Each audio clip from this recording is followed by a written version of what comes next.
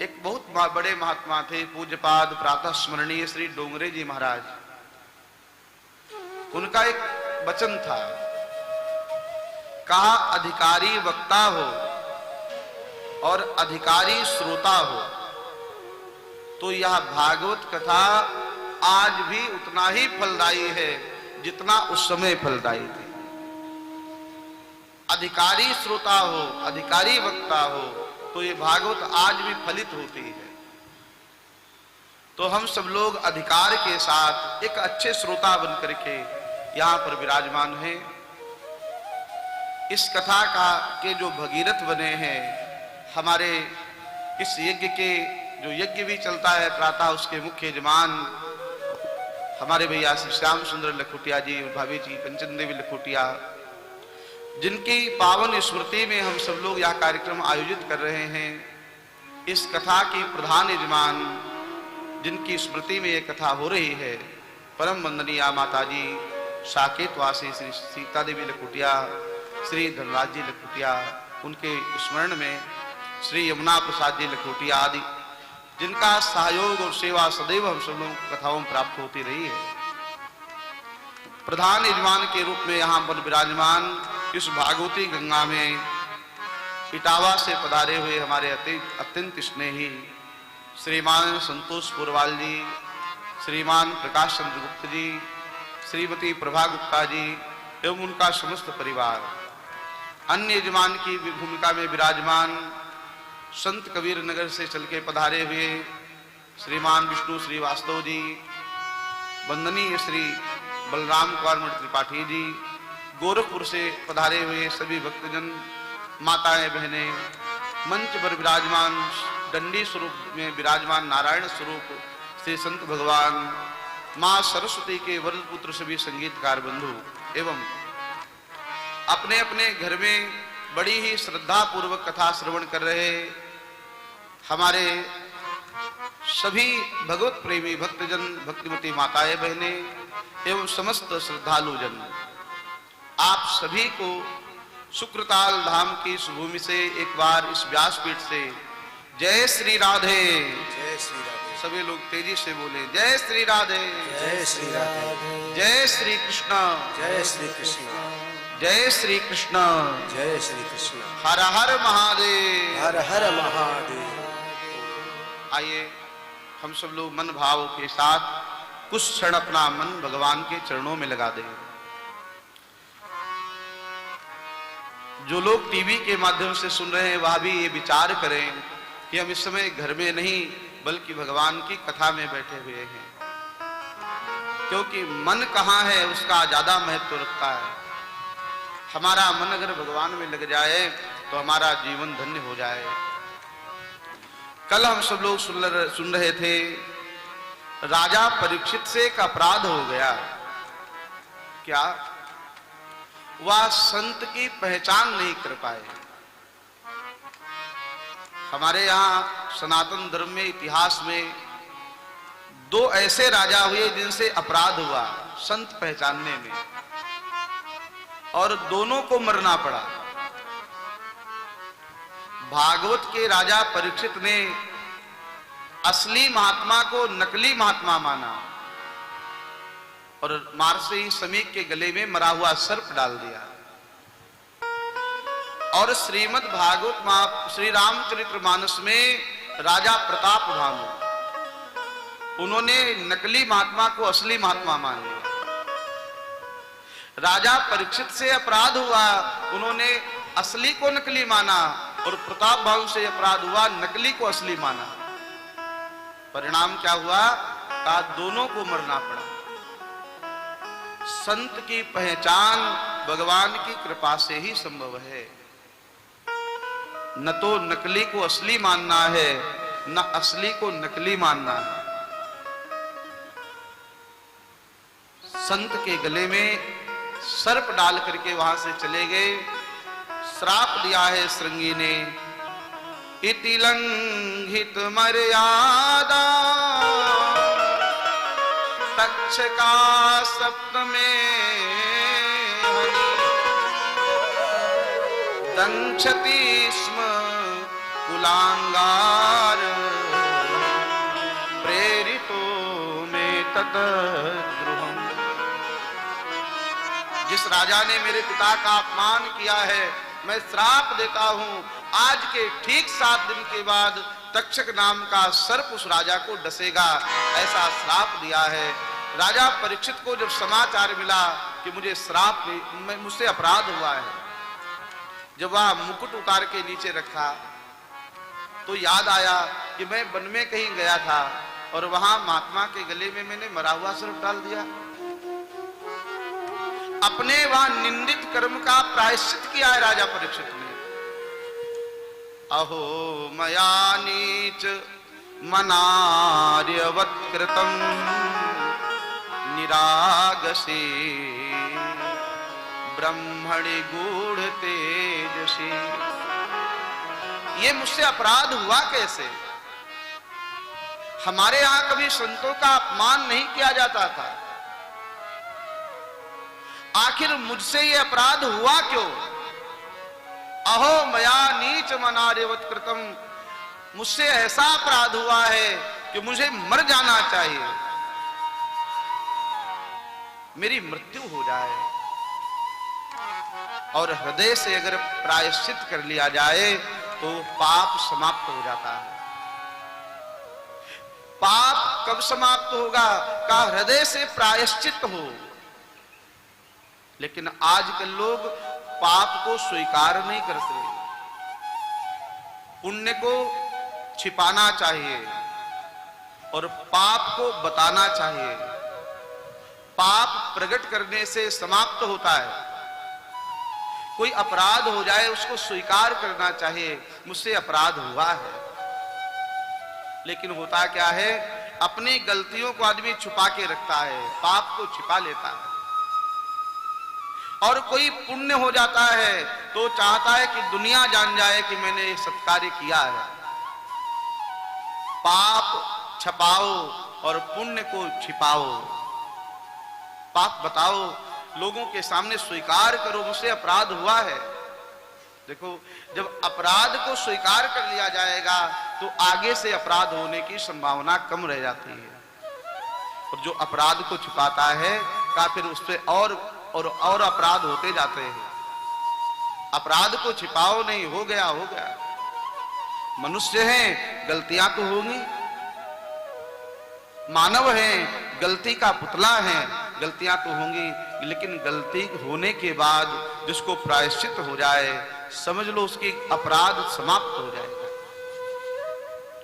राजा परीक्षित ने अपने परिवार के सामने स्वीकार किया है, अपनी पत्नी के सामने कहा, देवी आज मुझसे बहुत बड़ा अपराध हो गया, ऐसा अपराध जिससे मुझे मर जाना चाहिए। उसी समय महात्मा समीक ऋषि का जो शिष्य गौरमुख नाम का, वह समाचार लेकर के आया और राजा परीक्षित से कहा, राजन आपसे जो अपराध हुआ है उसकी सजा आपको मिली है। क्या? का 7 दिन बाद आपको तक्षक डसेगा। ये तक्षक क्या है? कभी विचार करिए। तक्षक माने काल। तक्षक माने काल जो हर क्षण संसार में भ्रमण कर रहा है। और 7 दिन में श्राप का संसार के सभी लोगों को 7 दिन में ही जाना है। आप गिनती कर लीजिए, सोमवार, मंगलवार, बुधवार, गुरुवार, शुक्रवार, शनिवार, ये 7 ही दिन हैं। आज तक किसी को जाने के लिए 8वां दिन बना ही नहीं। किसी का अंतिम तिथि सोमवार होती है, किसी की मंगलवार होती है, किसी की बुधवार होती है। यही 7 दिन हम लोगों को मिले हुए हैं। राजा परीक्षित तो बुद्धिमान थे, सावधान हो गए, लेकिन हम लोग सावधान कहां होते हैं? दुनिया का सबसे बड़ा आश्चर्य जानते हैं क्या है? दुनिया का सबसे बड़ा आश्चर्य, जब महाराज युधिष्ठिर जल पीने के लिए सरोवर के किनारे गए, वहां पर यक्ष ने प्रश्न किए थे और उन प्रश्नों में एक ये भी प्रश्न था कि माश्चर्य मतः परम, सबसे बड़ा आश्चर्य क्या है? तो राजा युधिष्ठिर ने उसका उत्तर दिया था, क्या? का दुनिया का सबसे बड़ा आश्चर्य है अहन्यहनि भूतानि गच्छन्ति यम मंदिरम शेषः स्थिरत्वो मिक्षन्ति किमाश्चर्य मतः परम। अहन्यहनि भूतानि गच्छन्ति यम मंदिरम, हमारे सामने न जाने कितने लोग चले गए, हमारे आपके सामने न जाने कितने चले गए, न जाने कितने जा रहे हैं, न जाने कितने चले जाएंगे। ये सब देखने के बाद भी का जो जीवित हैं उन्हें यह विश्वास नहीं होता कि हमें भी जाना पड़ेगा। शेषः स्थिरत्वम इच्छन्ति, जो बचा हुआ है वो कहता है मुझे तो यही रहना है। सामने न जाने कितने लोग चले गए मर के, लेकिन जो जिंदा है वो अपने को जीवित मानता है कि मुझे तो जीवित रहना है, मेरा कौन बाल बांका कर सकता है। इससे बड़ा आश्चर्य और क्या होगा।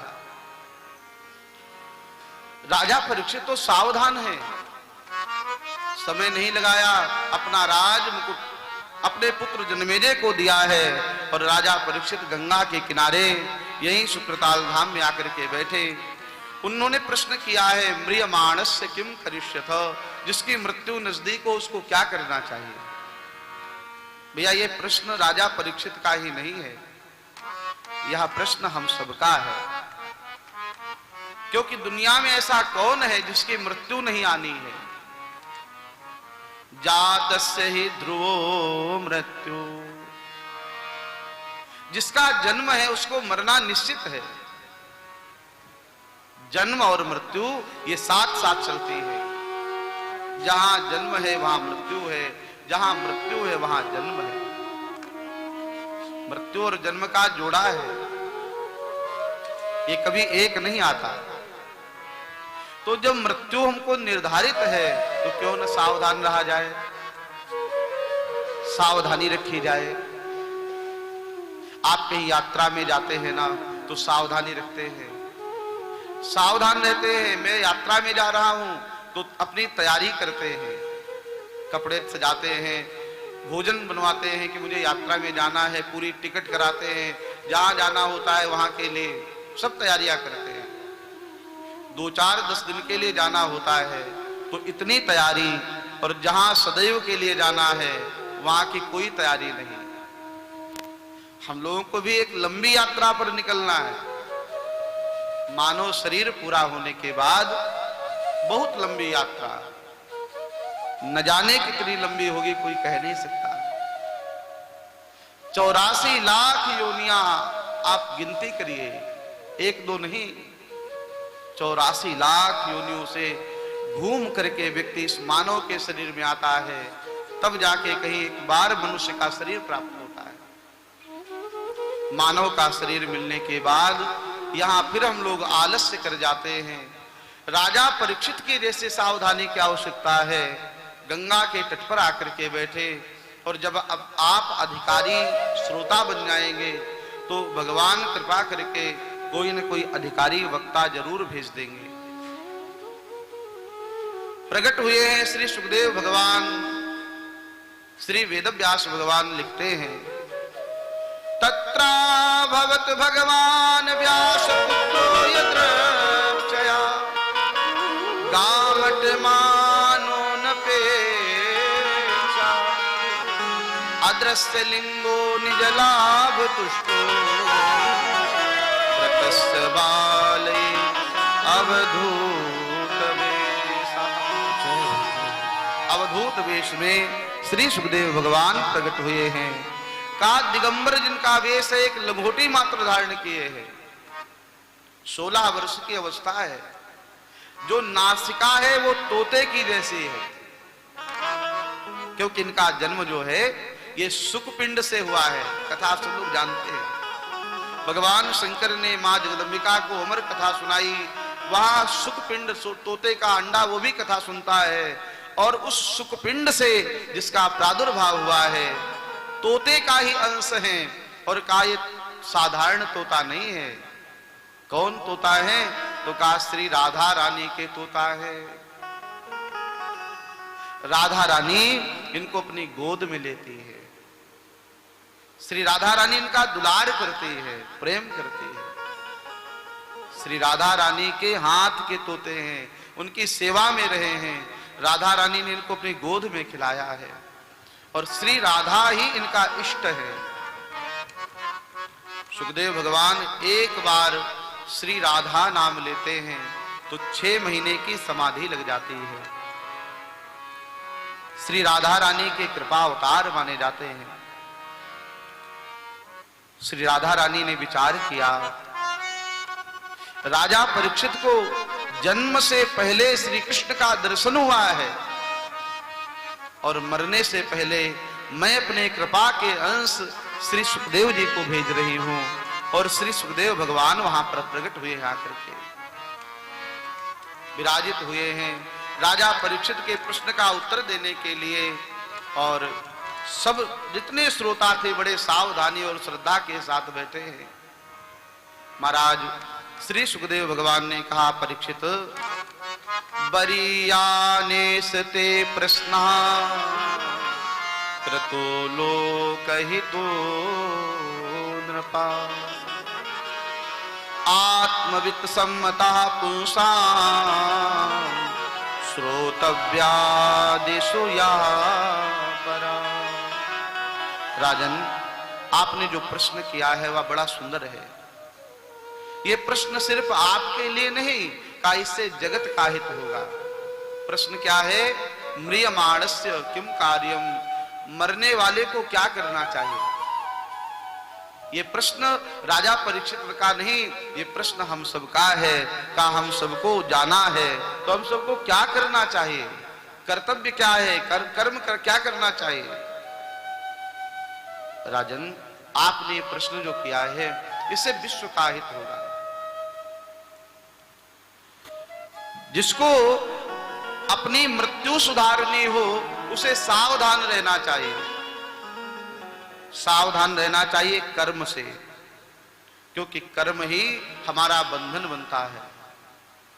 जो व्यक्ति कर्म से सावधान है का हर कर्म वह सावधानी के साथ करता है, और हर कर्म करने के बाद वह भगवान को समर्पित करता है। जब प्रातः काल की संध्या हो तो रात्रि का किया हुआ कर्म भगवान को अर्पित करना चाहिए। हे ठाकुर जी, मैं तो आपका हूं, मैं सर्वस्व आपको दे रहा हूं, मैं अपना कर्म आपको समर्पित कर रहा हूं। और प्रातः काल के बाद सायं की संध्या जब आए तो दिन का किया हुआ कर्म भगवान को समर्पित करो। प्रातः काल की संध्या और सायं काल की संध्या, ये संध्या करने का विधान इसीलिए है कि अपने किए हुए कर्म भगवान को अर्पित करते हुए चलो। मेरा कुछ भी नहीं है, मैं जो भी कर रहा हूं ये करने कराने वाले आप हैं। जैसी आप बुद्धि देते हैं, जैसी आप प्रेरणा देते हैं, वैसा ही मैं करता हूं। अपने कर्म भगवान को समर्पित करो। होता क्या है का अच्छे कर्म व्यक्ति स्वयं भोक्ता बनता है, और जो अपराध हो जाता है का काल ही कर्म ही ईश्वर ही मिथ्या दोष लगाए, वह दोष भगवान को दे देता है। राजन परीक्षित, तुम्हें भयभीत होने की आवश्यकता नहीं है।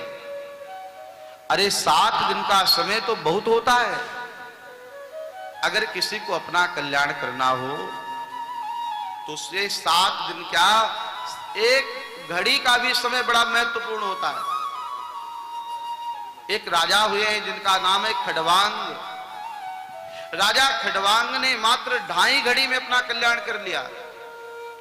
गंगा के महाराज अयोध्या के राजा हैं, देवासुर संग्राम में देवताओं की सहायता के लिए गए। देवताओं ने कहा, राजन खडवांग, मैं तुम्हारी सेवा से प्रसन्न हूं, मांगो क्या चाहिए। राजा खडवांग ने कहा, भगवान देना है तो ये बताइए मेरी आयु कितनी शेष है। देवताओं ने देखा और बताया, राजन तुम्हारी आयु मात्र 2.5 घड़ी बची हुई है, मात्र 2.5 घड़ी। ठीक है महाराज। और वहां से सीधे अयोध्या आए, अपना राज्य पुत्र को दिया, सरयू नदी के किनारे आए, भगवान में ध्यान लगाया। और ध्यान लगाया, ऐसा ध्यान लगा कि राजा खड़वांग 2.5 घड़ी में ही भगवान के धाम को चले गए। मात्र 2.5 घड़ी में श्री सुखदेव भगवान ने यहाँ राजा परीक्षित को ये सांत्वना दी है, राजन भयभीत होने की आवश्यकता नहीं। खड़वांगो नाम राजर्षि ज्ञात्वेता मिहायुषा मुहूर्तात् सर्वमुत्सृज्य गतवान अभयम हरिम। राजा खड़वांग का उद्धार मात्र 2.5 घड़ी में हो गया, इसलिए भयभीत होने की आवश्यकता नहीं। कुछ काम करने चाहिए जिसे अपना कल्याण करना हो। क्या?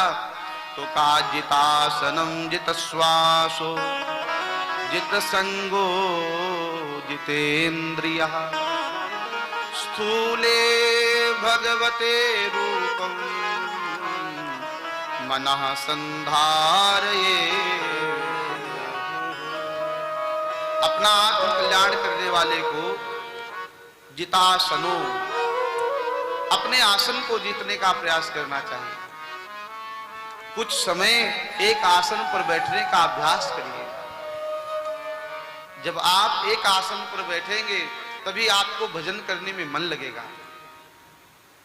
एक आसन पर बैठे, भगवान का ध्यान करें।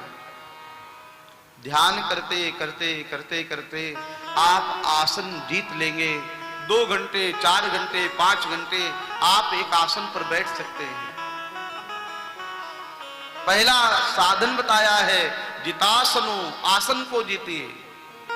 दूसरा जित संगो, संग को जीतना चाहिए। हम ऐसे लोगों का संग करें जिनसे हमारे भजन में विक्षेप न हो, अथवा हम असंग रहें। बहुत ज्यादा संग में फंसना भी आपके भजन को विक्षेप करेगा। जितनी आवश्यकता हो उतना ही दूसरे का संग किया जाए। जितने समय आवश्यकता हो उतने समय ही वार्तालाप करें, उतना ही वार्तालाप करें। कहा उतना ही सुने जितने की आवश्यकता हो। आवश्यकता से अधिक वार्तालाप आपके मन को विक्षेप करेगा। शब्द जो है ये ब्रह्म का स्वरूप माना जाता है, और एक गलत शब्द आपके मन को दुखी कर देगा। बहुत वार्तालाप जब करते हैं ना, किसी ने कुछ ऐसा बोल दिया जो हमारे हृदय को कष्टकारी हो गया, और उसका शब्द जीवन भर याद रहता रहेगा। और जब आप बोलेंगे तो सामने वाला भी बोलेगा। इसलिए प्रयास करें ज्यादा वार्तालाप न करें, उतना ही बोलें जितने की आवश्यकता है। जित संगो, संग का बहुत बड़ा महत्व होता है। आप कैसा संग करते हैं इसका बहुत बड़ा महत्व होता है। जैसा संग करेंगे वैसा ही रंग चढ़ेगा। एक राजा के यहाँ 2 तोते थे। एक तोता प्रातः काल जल्दी उठ जाता था, गीता के श्लोक बोलता था, रामायण की चौपाइयां बोलता था, भागवत के मंत्र बोलता था। वह तोता इतना सुंदर था, राजा बड़ा प्रसन्न था। लेकिन उसके यहाँ एक नया तोता आया तो वह तोता सुबह सुबह गालियां देता था। राजा को बड़ा कष्ट हुआ।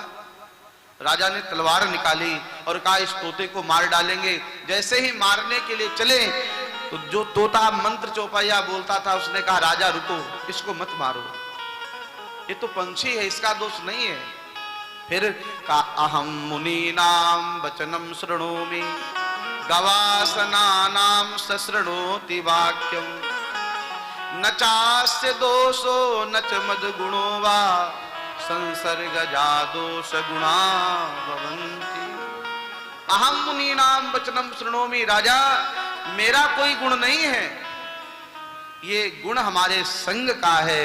मैंने महापुरुषों के वचन सुने हैं, मैंने संतों का सानिध्य पाया है, मैं संतों के आश्रम में रहा हूं। और यहाँ जो दूसरा तोता है, गवासना नाम ससृणोति वाक्यम, ये वहां रहा है जहां गालियां दी जाती है, ये वहां रहा है जहां लोग अपशब्द बोलते हैं, जहां मदिरा पी करके एक दूसरे को गालियां देते हैं, ये मधुशाला में रहा है, इसलिए इसको सिर्फ गालियां आती हैं। मैं संतों के सानिध्य में रहा, इसलिए मुझे रामायण की चौपाइयां आती हैं। न चास्य दोषो न च मद गुणो वा संसर्गजा दोष गुणा भवंती। गुण और दोष कहां से आते हैं? का संग से आते हैं। जमीन में पड़ी हुई धूल अगर हवा का संग कर लेती है तो वह धूल देवालय में पहुंच जाती है, भगवान के मंदिर में पहुंच जाती है। और वही धूल जब पानी का संग करती है तो जाकर के कीचड़ में मिल जाती है।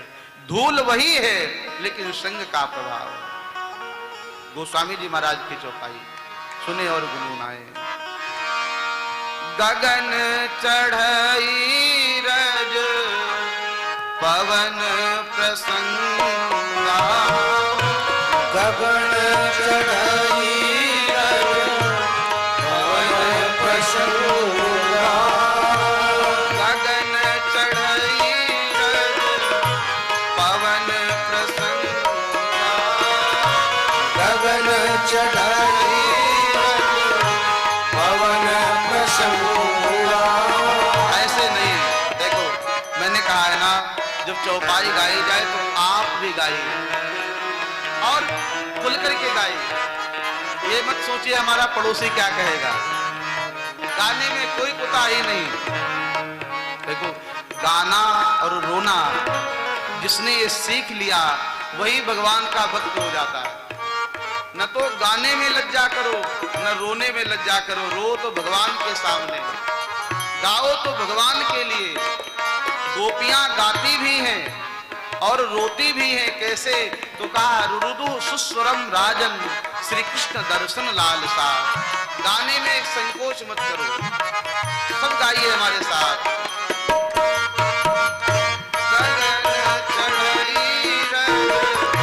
पवन प्रसंगा, गगन चढ़ई रज पवन प्रसंगा,